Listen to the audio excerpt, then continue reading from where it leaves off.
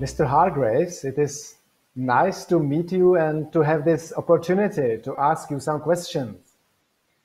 You have spent many years studying education systems and helping them.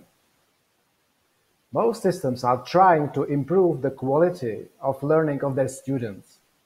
They also are trying to improve the equity in education. But many systems are not very successful in this. Only some education systems succeeded, like Finland, Estonia, or Canada. You have gathered some evidence that the improvement doesn't depend only on the Ministry of Education. It also depends on something that you call the middle of the system. And the first question is, how do you define the middle?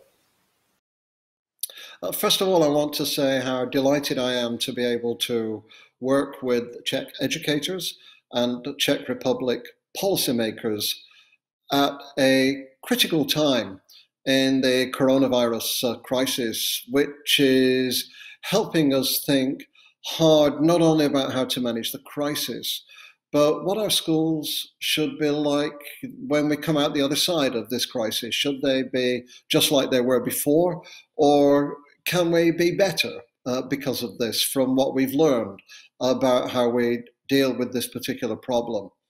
And one way to think about that is to look at this idea that is really beginning to move around the world called leading from the middle. What do we mean by that?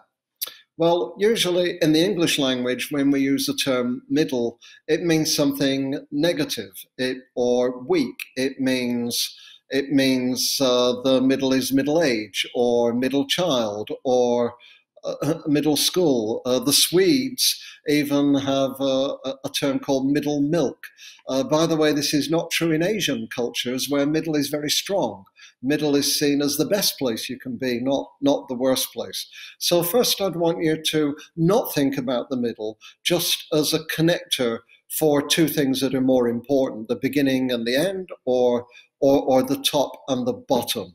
The middle is something that has not only great value in its own right, but in some ways is the strongest part of the system. So think of the middle as the center, the core, the heart of the organization, of the people who are closest to practice and closest to improving the quality of practice wherever you are. In a school, the middle is your teacher leaders. It is your heads of department, your heads of year, the people responsible for innovation or improvement, for example.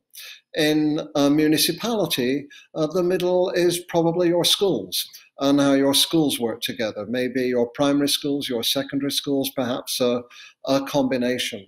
And in a country, the middle, if you have school districts or municipalities, and I know you have many in the Czech Republic, the middle is really how do you cluster those municipalities together in groups by region, by type, by interest, by focus, so that they can start to help and support each other. The middle is about building collective responsibility amongst the leaders closer to the practice, so that success becomes possible for everybody to the same degree, no matter which school they are in, which neighborhood they live, or which town or region is their residence. My second question. What are the main responsibilities of the middle, and which of them are most important for the quality of students' learning? The first obvious responsibility is, of course, learning. Learning that leads to achievement and to success. It's what we all think schools are officially supposed to be about. It's something that we've discovered during the coronavirus, that mainly schools can do better than parents and homes can.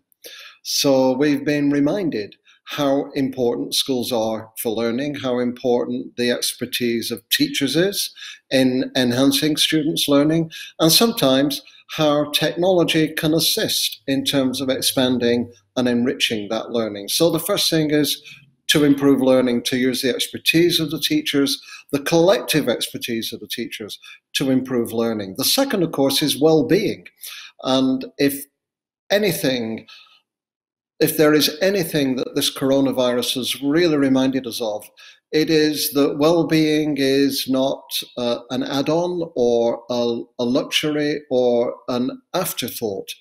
That if students are not physically well, if they are not emotionally well, if they have stress or post-traumatic issues or deep problems in their families, if they have no one to care for them, if they have no friends to interact with, then learning will be very, very hard for them. So the second thing we've learned and really elevated in priority is the fact that schools are places where children go to be cared for by other adults as well as their parents, and to be part of a community of friends with people who like them, who interact with them, and a place where they learn to get along in the community and get along with friends as well. So well-being is the second in addition to learning. The third, which is crucial for leading from the middle, is that everybody enjoys these benefits equally.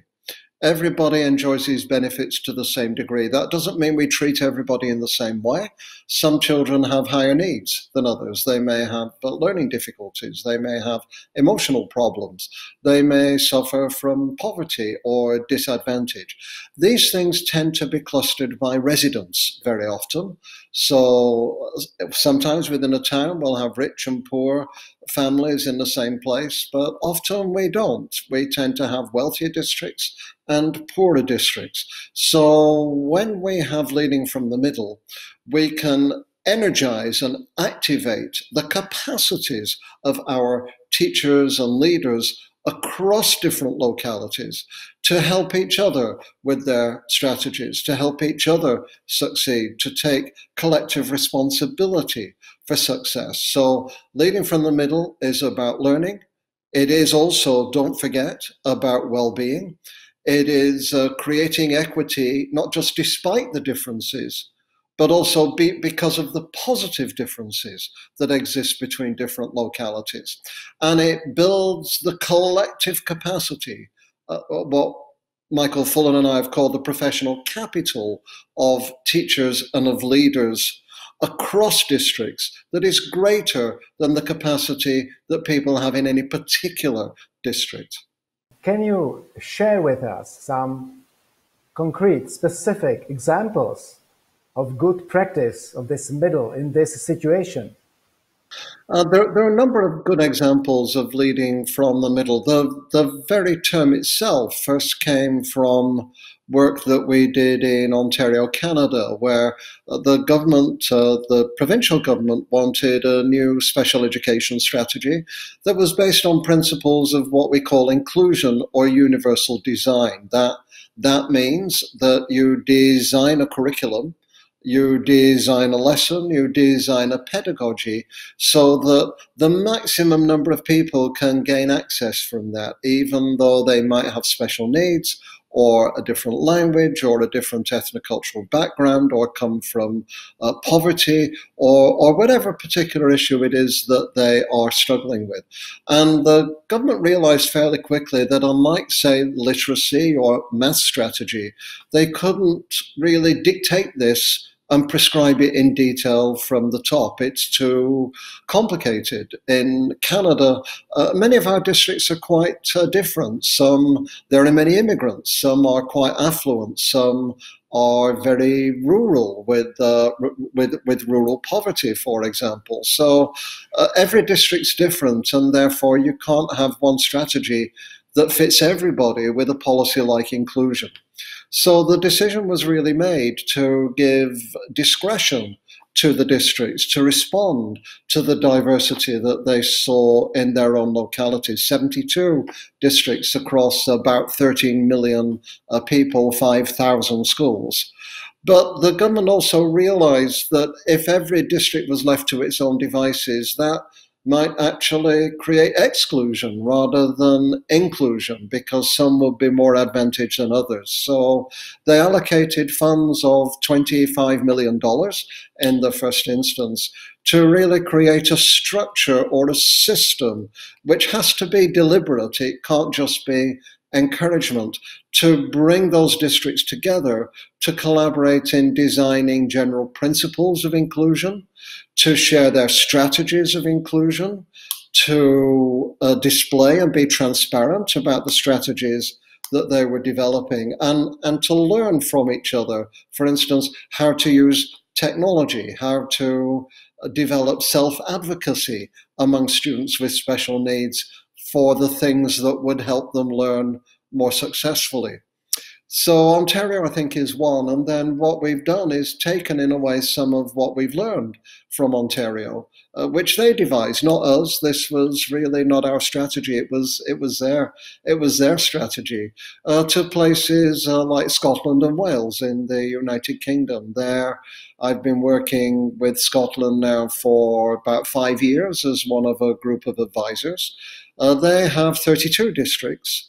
And there are inequities between those districts. And not all the inequities are to do with wealth and poverty. Sometimes they're simply to do with efficiency or effectiveness of leadership. And so we've grouped those districts into about 6 clusters, 6 regional clusters. They're called regional education collaboratives. And the job of those districts is to help each other improve equity over time and reduce achievement gaps. It is to each of them to take responsibility for one area in which they are strong. It might be maths, it might be well-being, it might be special educational needs. And for them then to have an advisor who is assigned to them, somebody called a challenge advisor, whose job is to support them, to bring them together, but also to challenge, to stretch them, to push them, to keep them focused over time. And of course, it's hard to disentangle the results of this strategy from all the other strategies that Scottish Government is using, things like literacy improvement, improved teacher education, and so on. But if you look at the last round of PISA, for example, the international PISA results on student assessment, Scotland was one of the most rapidly accelerating systems of improvement out of all the OECD countries, and improved more rapidly certainly than England. And we could say to some extent the same is also true of Wales, which we've been supporting, where they have 13 different districts, been having them work together in the same kind of way. So there are many different ways of doing this. There isn't one strategy. The point is for municipalities to work together, to maximize positive variation, where there are differences of approach depending on your community, but minimize negative variation in terms of quality and effectiveness, and have a deliberate design that will encourage, support, and push districts to work collaboratively with each other to enhance each other's success over time and narrow the gaps that exist between them. Thank you very much. When I was listening to you, one more question came to my mind. Do we have some time for the last question, which wasn't written before? The question is, well, we in my country, in Czech Republic, want to build a stronger middle, as you have described it, but we are at the beginning of this process. The question is, which people are well qualified or are for building this middle layer and for realizing these functions of the middle layer? Is it teachers, well-experienced teachers, best headmasters, someone else? So first, the point of having a strong middle is not to have a weak top. Actually, the top needs to be even stronger. If we look at the coronavirus, for example, where have been some of the best systems? They've been where leaders at the top have been decisive, where they've acted early, where they've been influenced not by politics, but by expertise and evidence and knowledge, where they've been quite open with their populations, where they've had a vision of how they're going to approach this, but a humility about the fact that they don't know everything every day about the best way to proceed. And they show empathy for the people that they are working with. If we look at places like New Zealand, Denmark, most of them women leaders, by the way, which is interesting, but also Canada to some degree. These are the strategies which leaders at the top, they inspire, they're decisive, they have high expectations, they show empathy, and they believe in the leadership of other people to carry forward this vision over time in a context of high trust. Collaboration is most effective when you're on your own. So if you collaborate effectively with other people, you should be better when you're on your own, because you can be trusted to do the right thing, and because you have been given high capacity to exercise your judgment effectively. So these are all the things that leaders at the top can do. Then we must build leadership capacity or leadership capital throughout the system. So the leaders of municipalities and so on, what processes do you have in your country, I would ask, to develop system leadership amongst those leaders so that they have exactly everything that I've described, but within the context of their own municipality. They can convey trust, they are decisive, they can inspire, they are open, they value expertise, and they actively seek out ideas and thoughts from other systems, and are prepared to give and offer things to other systems at the same time, and take that message and turn it to a school principal and a school leader, and it's exactly the same. So what capacities do you build in school leaders to be decisive, focused, collaborative, inspirational, open, and to value expertise? All the way through, you need a very clear strategy to build people's individual leadership capacities that include collaboration, and very clear designs that bring people together to focus on equity, improvement, and achievement, and well-being. So it's about a culture of leadership and a structure of improvement, working effectively together, inspired and guided by the top, but activated by the people in the middle. Thank you very much for this interview.